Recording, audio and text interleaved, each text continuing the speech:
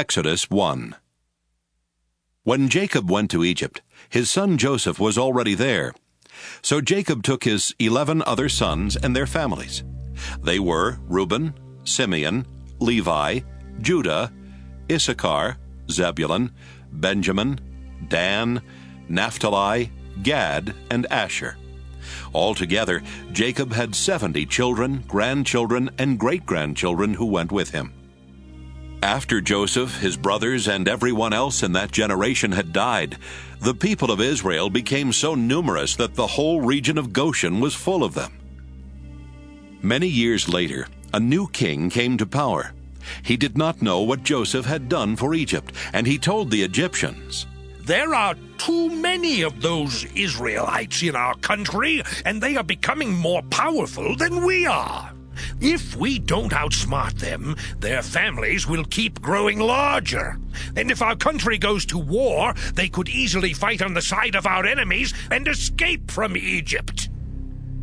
The Egyptians put slave bosses in charge of the people of Israel and tried to wear them down with hard work.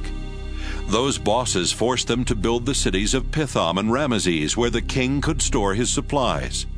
But even though the Israelites were mistreated, their families grew larger, and they took over more land. Because of this, the Egyptians hated them worse than before, and made them work so hard that their lives were miserable. The Egyptians were cruel to the people of Israel, and forced them to make bricks and to mix mortar and to work in the fields. Finally, the king called in Shiphrah and Puah, the two women who helped the Hebrew mothers when they gave birth. He told them, "If a Hebrew woman gives birth to a girl, let the child live. If the baby is a boy, kill him."